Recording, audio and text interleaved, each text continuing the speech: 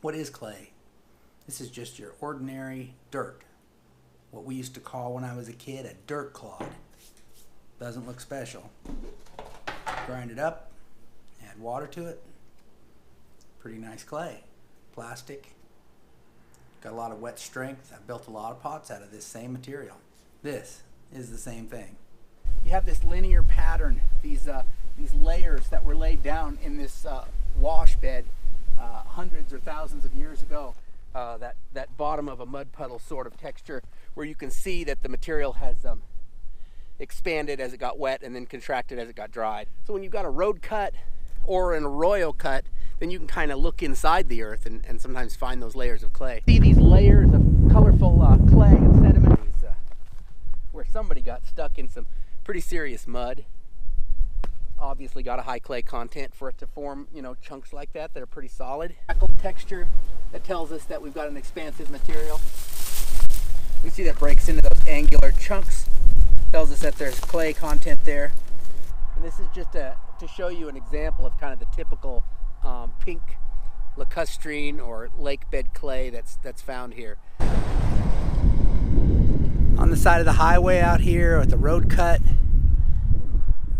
you can see that it's pretty eroded, it's old cut, but we can see that crackled texture that tells us there might be clay there.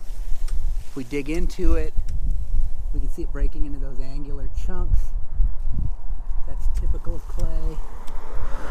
We've got all these layers that were laid down in an ancient seabed.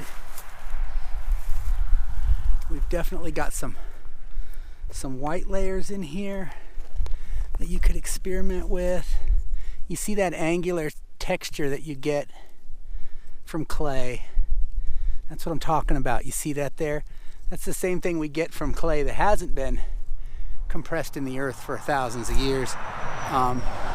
If I feel these, they don't have that soapy texture that clay does because they've been compressed into shale. You might be able to grind that up and get some clay out of it. You know, on the surface it just looks, there's grass and there's rocks. But if we dig in there just a little bit, not even very far,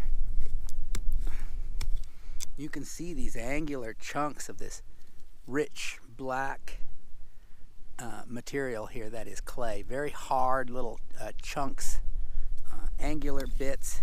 It's a little bit damp now, so you can kind of feel that stickiness to it that also tells you it has a high clay content. Here you can see a great example of that kind of those kind of angular chunks that clay breaks into.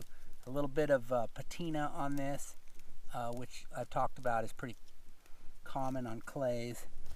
This is a bank here that just screams, you know, pretty pure clay.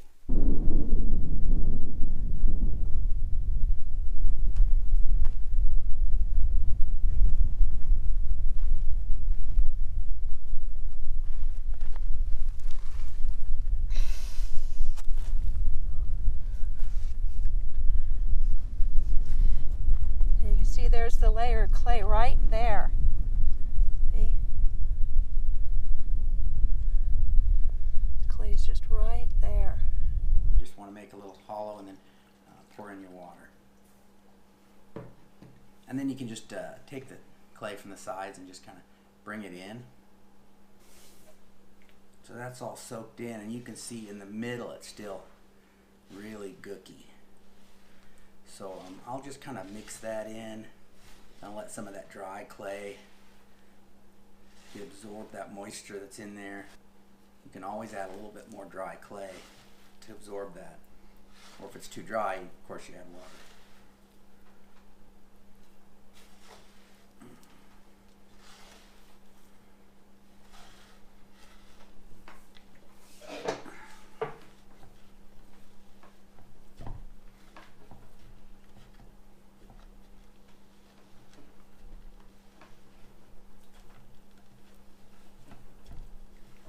Once you get it into a cohesive ball, you can kind of just knead it like you would bread dough.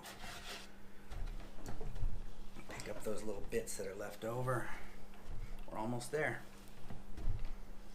Usually I make a bigger block than this, but but I'm just showing you how it works. And then I would wrap this up in a plastic bag. It can just be, a Walmart sack or something. Let it sit for a little while, come back, try making a pot with it maybe tomorrow.